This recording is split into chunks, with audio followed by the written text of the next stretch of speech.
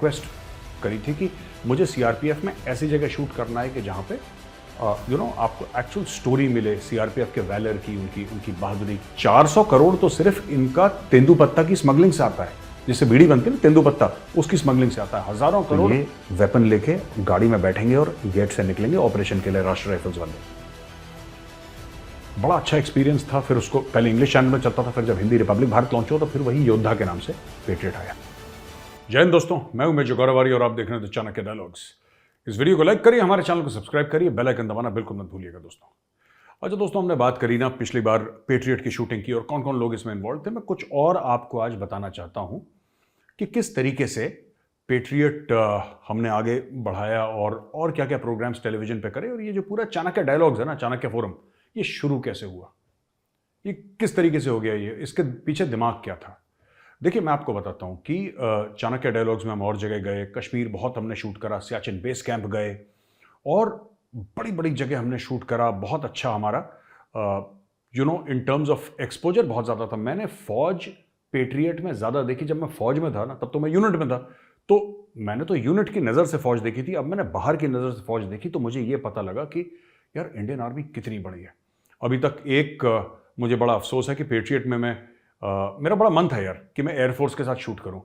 वो बात बन नहीं पाई, मेरा एक जिंदगी की एक हसरत पूरी नहीं हो पाई। There is always that longing that I wish I could have shot with the Indian air force. तो ये पूरा जो था ना, ये ट्राई सर्विसेज जिसको कहते हैं, वो कंप्लीट हो जाता, पर वो हो नहीं पाया। ठीक है, किस्मत है, हो सकता है कभी और, but that thing will always remain in my heart कि यार मैं इंडियन एयरफोर्स के साथ शूट नहीं कर पाया। नेवी के साथ मैंने शूट करा, कोस्ट गार्ड के शूट करा, मैंने बीएसएफ के साथ शूट करा, इंडियन आर्मी ऑब्वियसली मैंने शूट करा। आई शॉट विद द सीआईएसएफ, बड़ा मजा आया सीआईएसएफ के साथ शूट करके। मैं एक आपको किस्सा बताता हूँ। मैं सीआरपीएफ के साथ ना मैंने शूट करा था और बहुत जबरदस्त शूट था वो, जिसको कहते हैं ना झंझोड़ देने वाला शूट। तो एक सीआरपीएफ में, उस जमाने में सीआरपीएफ के हेडक्वार्टर में एक मिस्टर दिनाकरन हुआ करते थे। दिनाकरन साहब used to be DIG there at that point in time. तो दिनाकरन साहब ने मुझे बोला कि मेजर आर्या आप आइए। तो मैं गया उनके ऑफिस में, बोला हाँ सर आपने बुलाया, कह रहा बैठिए।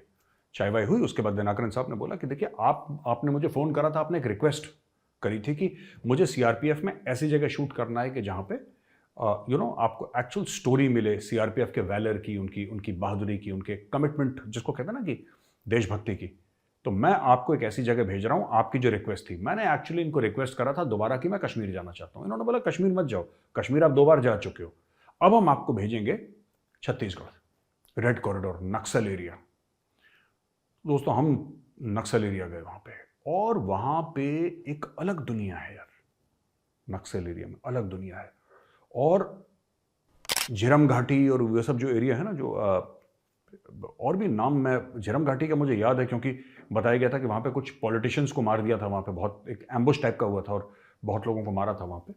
और ये जो गया मैं बस्तर एरिया में, फिर मैंने जो देखा है सीआरपीएफ की डिप्लॉयमेंट, मेरे तो होश उड़ गए यार। मैंने बोला ये फोर्स कैसी है। इसको पता है आपको, संकट मोचन फोर्स कहते हैं इसको, इंडिया की संकट मोचन। जब भी कोई दिक्कत होती है वहाँ पे आपको सीआरपीएफ के लोग मिलेंगे। और एक सीआरपीएफ के ऑफिसर ने मुझे बताई एक बात कि ऐसी जगह है भारत में जहाँ पे आपको भगवान नहीं मिलेगा, लेकिन वहाँ पे आपको एक टेंट मिलेगा सीआरपीएफ के और 3 जवान मिलेंगे।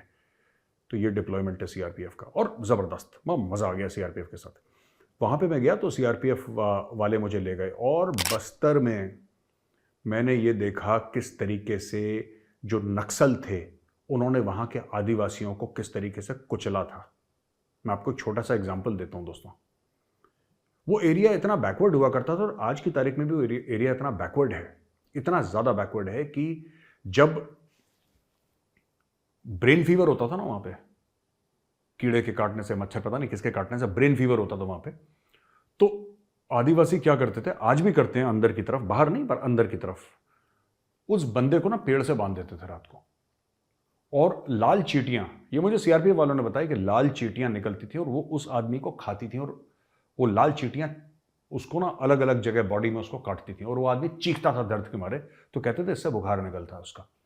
तो ऐसी ऐसी जगह हमने देखी हैं। और एक बताया कि सीआरपीएफ वाले किसी गांव वाले किसी आदिवासी भाई के घर पे दवाइयाँ दे गए, वो बुखार होगा बेचारे को, तो सीआरपीएफ का पेट्रोल गया, सीआरपीएफ के पेट्रोल ने उसको दवाइयाँ दे दी।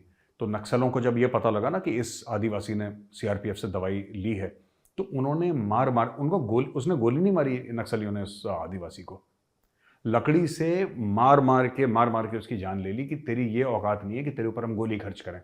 तो इतना आतंक मचा के रखा था।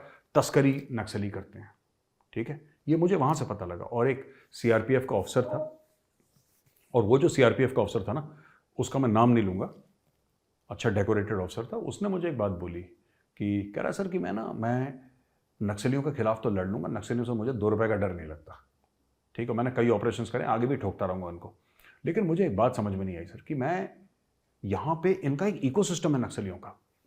मैंने बोला कौन सा इकोसिस्टम है? कह रहा है सर छत्तीसगढ़ में ऑपरेशन होता है, 24 घंटे के अंदर दिल्ली में केस फाइल हो जाता है कोर्ट में कि ह्यूमन राइट्स वायलेशन है।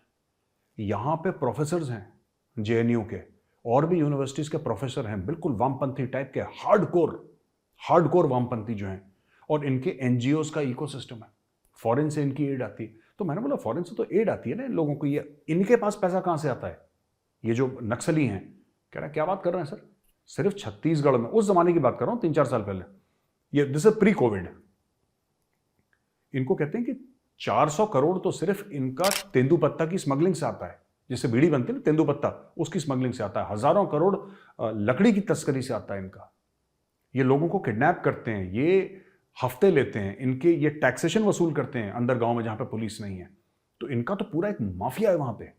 तो उसने बताया सीआरपीएफ को, और सीआरपीएफ ने बड़ा जबरदस्त वहां पे काम करा, और अलग अलग चीज हमने वहां पे देखी यार। मैंने तो कभी नहीं, एक रोड सीआरपीएफ बनवाना चाह रहे थे, मतलब सरकार बनवाना चाह रही थी एक रोड, और मैंने बोला कि अब रोड क्यों बनवा रहे हैं? तो उस सीआरपीएफ के अफसर ने मुझे बताया, कहता है कि सर जहां पे रोड जाती है ना, वहां पे फिर चीजें आधुनिक हो जाती हैं। रोड होगी तो बस भी जाएगी, जाहिर सी बात है, बस होगी तो बस स्टैंड होगा, बस स्टैंड होगा तो आसपास उसके लोग सेटल डाउन हो जाएंगे, वहां पे अस्पताल बन जाएगा, वहां पे स्कूल बन जाएगा, जो सरकार की योजना के पैसे वो जाना शुरू कर देंगे, तो लोगों का डेवलपमेंट हो जाएगा। ये नक्सली चाहते नहीं है, तो नक्सली वो बारूद से उड़ा देते थे उसको।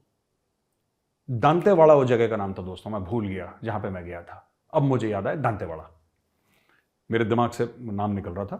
तो झीरम घाट, ये दांतेवाड़ा, और ये बस्तर के आसपास का पूरा हमने एरिया देखा। मैं तो नाम थोड़ा सा मुझे कंफ्यूजिंग है तो मुझे याद नहीं था, लेकिन I have personally been on ground, जहां पे हमारे सीआरपीएफ के भाई शहीद हुए ना, मैं वहां पे जमीन पे जाके मुझे सीआरपीएफ वालों ने दिखाया। तो ये बताते थे कि ये सड़क उड़ा देते थे नक्सली, और सड़क उड़ाते थे तो वहां पे सीआरपीएफ के फिर एक और कॉन्ट्रैक्टर को बुलाया, तो कॉन्ट्रैक्टर को जान से मार दिया, दूसरे को जान से मार दिया, तीसरे को धमकी दी, वो भाग गया, फिर सीआरपीएफ कॉन्ट्रैक्टर बनी। अब सीआरपीएफ को तो नहीं आता सड़क बनाना, लेकिन सीआरपीएफ ने बोला नहीं, सड़क बनेगी तो बनेगी। लोगों को यह पता नहीं है कि उस एरिया में इस सड़क के चलते 150 से ज्यादा, मैं ये नहीं कह रहा कि सिर्फ इस सड़क स्पेसिफिकली प्रोजेक्ट के लिए, पर उसके आसपास एक इकोसिस्टम होता है ना, पूरे किलोमीटर दर किलोमीटर फैला रहता है। इस सड़क के चलते 150 सीआरपीएफ के भाई वीरगति को प्राप्त हुए हैं, और ये कहानी सीआरपीएफ की किसी को नहीं पता, सीआरपीएफ को नहीं पता, क्योंकि सीआरपीएफ ने कहानी किसी को बताई नहीं, बतानी चाहिए थी, नहीं बताई। ये मुझे पता लगी क्योंकि मैं वहां पे गया, और यार सीआरपीएफ ने जो खून बहाया है वहां पे, आप जब जाओगे देखोगे ना, आपकी आंखें फटी की फटी रह जाएंगी कि काम क्या है। वो एक्चुअली क्या है, जंगल में, वो पुरानी कहावत है ना, जंगल में मोर नाचा किसने देखा। सीआरपीएफ की आधी कहानी रेड कॉरिडोर में यही है। सीआरपीएफ क्या करती है किसी को पता ही नहीं लगता अंदर। वहां पे ले गए, मैं आपको बताता हूं, ये मैं वहां पे गया तो एक जगह थी जहां पे सीआरपीएफ वालों ने बोला कि गाड़ी तो जा सकती है, लेकिन हम आपको गाड़ी में नहीं ले जाएंगे। तो हम लोग फिर गए फोटोग्राफ, मेरा पूरा क्रू गया, तो हम लोग मोटरसाइकिल पे चले, और पीछे हम फोटोज लेते हुए या वीडियो लेते हुए बाइक पे चल रहे हैं। और यही था महेंद्र वगैरह हमारे साथ ना, जो महेंद्र सिंह परमार और ये सब, ये बाइक पे बैठे थे, मैं भी बाइक पे बैठा था, और बाइक पे बैठे बैठे हम लोग, सीआरपीएफ वाला आगे गाड़ी चला रहा है, बाइक चला रहा है, हम चला रहे, 15-20 ऐसी मोटरसाइकिल चली सीआरपीएफ की। मोटरसाइकिल में ये लोग ले गए हमें वहां पे, और हम लोग एक पुल पे रुके। तो दोस्तों हम मोटरसाइकिल पे गए वहां पे, और ऐसी ऐसी जगह में ले गए वो लोग, टूटे फूटे रास्ते से। तो एक ब्रिज था, एक पुल के ऊपर हम थे, ये मैं आपको बता रहा हूं। तो जब हम पुल के ऊपर थे, तो पुल के ऊपर हमने देखा, वहां पे रुके 5 मिनट, हम चले गए। हमें नहीं पता था कि नक्सल हमें देख रहे हैं। अगले दिन वहां पे हेलीकॉप्टर था, वो हेलीकॉप्टर आया, हम हेलीकॉप्टर में बैठ के चले गए कैपिटल सिटी रायपुर, और वहां से हम देन वी लेफ्ट, एंड हम वापस दिल्ली आ गए। अगले दिन मुझे सीआरपीएफ से मैसेज आया फोटोग्राफ के साथ कि नक्सलियों को लग रहा था कि ये पूरी टीम जो है रिपब्लिक टीवी की ये वापस इधर ही आएगी। उन्होंने पुल के नीचे बम लगा रखा था हमारे स्वागत के लिए कि पूरा पुल उड़ा देंगे। तो हम तो वहां पे एक हफ्ते के लिए गए थे, पर आप कभी सोच सकते हैं अपनी, मतलब कैन यू इमेजिन कि सीआरपीएफ वाले कैसे उसमें रहते होंगे? मैंने वो देखा यार वहां पे सीआरपीएफ का, है ना।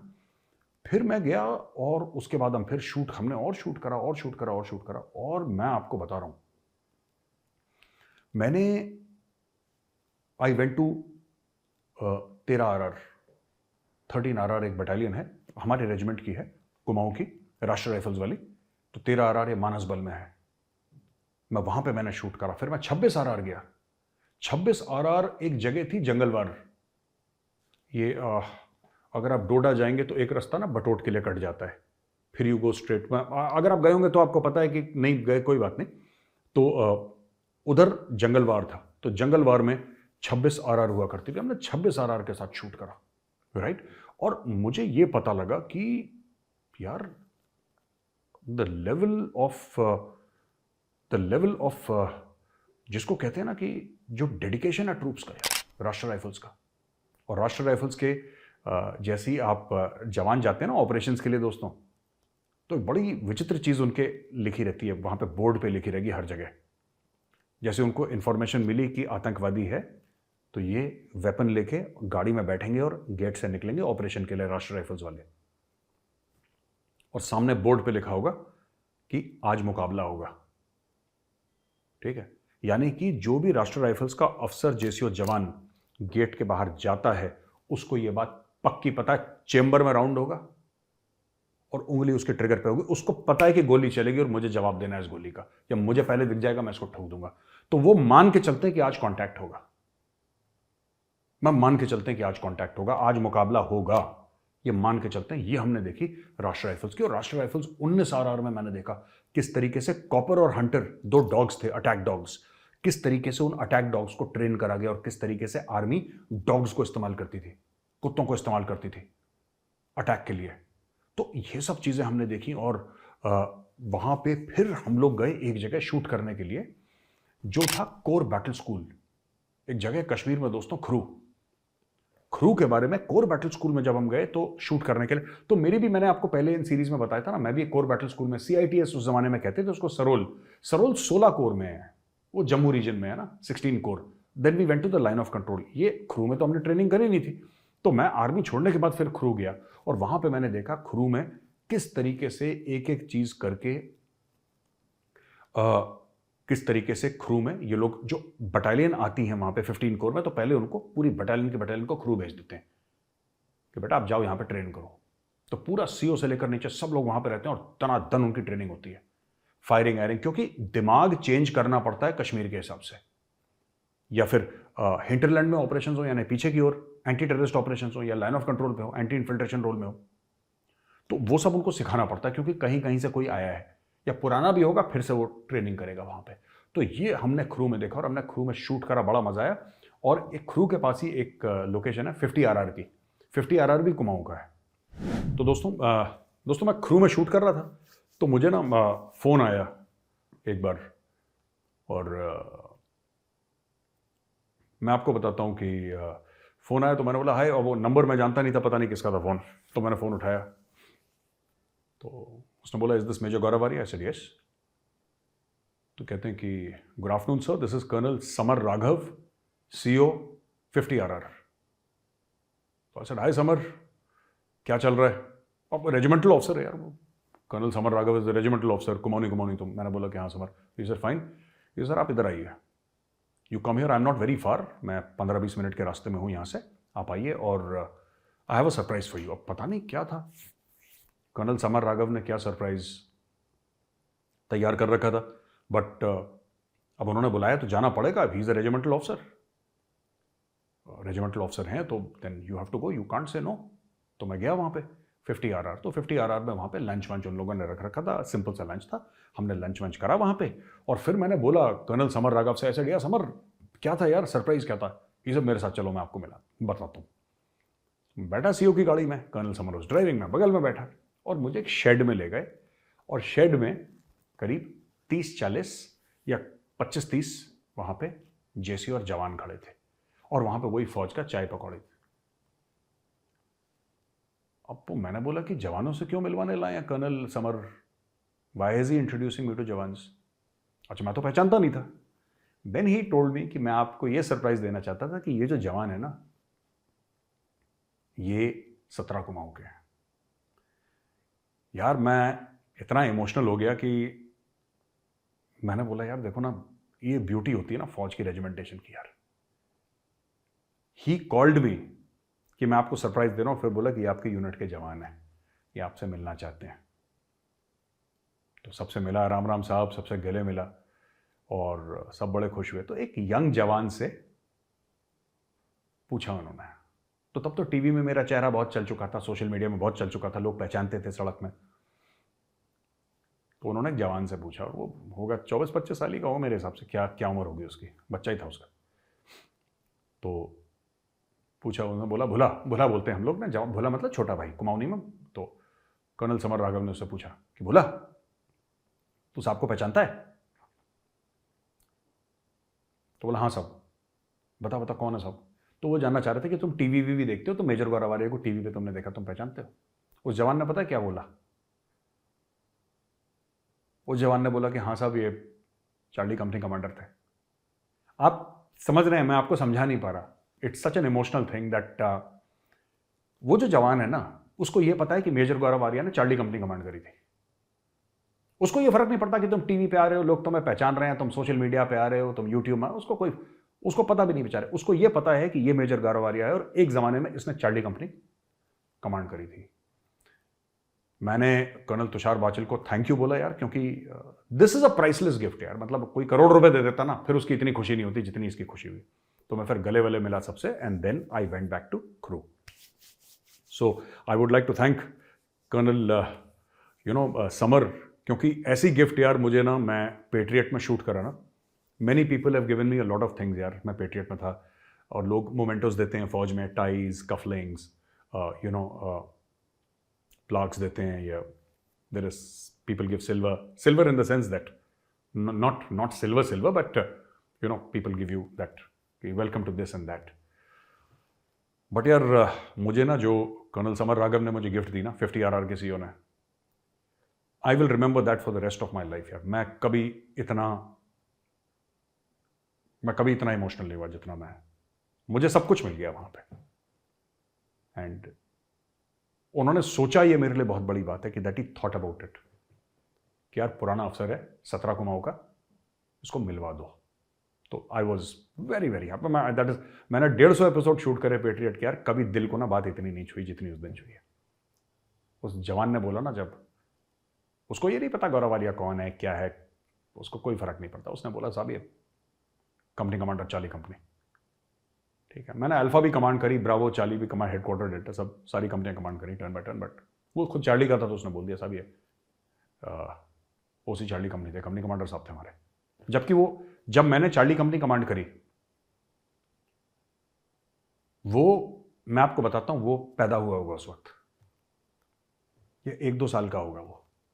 उसको किसी ने बताया होगा ना, उस जवान को किसी ने बताया होगा कि ये मेजर गौरव आर्य है और ये चार्ली कंपनी इसने कमांड करी है। क्योंकि मैंने तो, आई लेफ्ट द आर्मी इन 99, मैंने तो 99 में आर्मी छोड़ दी थी, तो वो तो कभी मुझसे मिला नहीं। और मेरी यूनिट में तो ऐसे लोग ही नहीं है जिनको मैं, कुछ हैं सीनियर जेसीओस, SM साहब हैं, या कुछ बहुत सीनियर हैं जेसीओस जो मेरी शक्ल जानते हैं, जो मुझसे मिले हैं, वरना तो पूरी यूनिट नहीं है। क्योंकि हमारे टाइम के तो सारे लोग देर चले गए हैं कहीं पे, हमें somebody is posted out और somebody is this thing, nobody, unit में तो बहुत कम लोग हैं जो जानते हैं मुझे, मतलब जिनके जानते सभी हैं, क्योंकि मेरी यूनिट है, मैं उनको जानता हूँ, मुझे जानते हैं, लेकिन मैंने उनके साथ नौकरी नहीं करी कभी। तो ये मेरा बड़ा अच्छा एक्सपोजर वहाँ पर रहा। अच्छा, इसके अलावा मैं बताता हूँ ना आपको कि फिर और भी मेरी एक्सपीरियंसेस हुई, और फिर मैं गया वहाँ पे बात करने के लिए। मैं आर्मी हेडक्वार्टर गया और फिर मैंने आर्मी हेडक्वार्टर से रिक्वेस्ट करी कि मैंने बोला मुझे और शूट करना है। खून लग जाता है ना, मज़ा आता है। तो मेरा कोर्समेट था बबीना में, he was commanding the silver strike brigade, brigadier Shantanu Goyal. तो ब्रिगेडियर शांतनु गोयल मेरा कोर्समेट है। तो मैंने बोला आर्मी हेडक्वार्टर से कि सर प्लीज़, तो उन्होंने एप्लीकेशन दिया, उन्होंने फिर वो अपना प्रोसेस होता है उसके बाद उन्होंने अप्रूव कर दिया। तो फिर मैं गया शूट करने silver strike brigade, Babina Jhansi के पास है। तो वहाँ पे ब्रिगेडियर शांतनु गोयल वहाँ पे रहा and had a lovely time with him, fantastic hospitality. और जो मैंने देखा सिल्वर स्ट्राइक ब्रिगेड का जलवा, यार मज़ा आ गया, यार मज़ा आ गया। और बिल्कुल जिसको कहता ना कि खिड़कियाँ खड़कने वाला, और वो वहाँ पे बिल्कुल T90 C90 फायरिंग, बिल्कुल कान के बगल में धूमधाम फायरिंग हो रही है और प्रॉपर टैंक्स चल रहे हैं। वहाँ पे भी शूट करा। इट वॉज ग्रेट एक्सपोजर, क्योंकि हमने तो ना इतना देखा नहीं था। मैं आपको बताता हूँ, मैंने वॉज इन दी आर्मी ना, because we are in the infantry, हमारा काम अलग है। इन्फेंट्री का ये काम होता है, मतलब मैं अगर आप CI ऑप्स के बारे में या कश्मीर के बारे में ना बात करें, इन्फेंट्री का ये होता है कि हम लोग FUP बोलते हैं, ठीक है, उसमें चलती है इन्फेंट्री स्ट्रेट, और फायरिंग वायरिंग करना और बैनर से मारना, ये सब डिफेंस होता है, ऑफेंस होता है, ये सब बेसिक इन्फेंट्री टैक्टिक्स होती हैं। पर ये टैंक्स वैंक्स के साथ ये एक्सपोजर मेरा इतना नहीं था। फौज में जब मैं था, मैंने टैंक्स देखे जरूर हैं, मैं टैंक्स के ऊपर चढ़ा भी हूँ। एक obstacle crossing control organization OCCO करके कोर्स हुआ था 3-4 दिन का, जिसके लिए मैं अमृतसर गया था। मैं तब चढ़ा था T-72 टैंक के ऊपर और अंदर भी बैठा था मैंने। आई गॉट वेरी क्लॉस्ट्रोफोबिक, मैंने बोला यार अंदर कुछ समझ में नहीं आ रहा मुझे, अजीब सा अंधेरा अंधेरा टाइप का था। पर वहाँ पे मैं टैंक में बैठा था, लेकिन ऐसा कुछ हुआ नहीं था। वो बस 3 दिन का OCCO का कैंप था अमृतसर में ना, खासा कैंप के आसपास। बट बाकी तो मैंने वहाँ पे देखा। और ये brigadier Shantanu Goyal, my coursemate, he showed me everything. He यार ये है ये, तो मैं उसके we had a lovely time there in Babina, all thanks to Shantanu. और भी दोस्तों मैंने और भी वो करे ना, I have done a lot of episodes, करीब पता नहीं 135-150 कितने कर दिए पेट्रियट के। और धीरे धीरे धीरे ना मैं सब कुछ करके एक दिन क्या हुआ कि पेट्रियट हो गया खत्म। पेट्रियट हो गया खत्म दोस्तों। पेट्रियट खत्म हो गया क्योंकि फिर कुछ समय बाद कोरोना हो गया और and that thing lost steam. फिर उसके बाद वो ब्रेक हो गया काफ़ी। बड़ा अच्छा एक्सपीरियंस था। फिर उसको पहले इंग्लिश चैनल में चलता था, फिर जब हिंदी रिपब्लिक भारत लॉन्च हुआ तो फिर वही योद्धा के नाम से पेट्रियट आया, सेम थिंग योद्धा के नाम से। और it was a very educative experience and all thanks to Arnab Goswami, he made it happen. वो अर्नब का ही ब्रेन चाइल्ड था ये पेट्रियट ना, तो he made it happen, so all thanks to him, it happened and it happened very well. ये हो गया दोस्तों।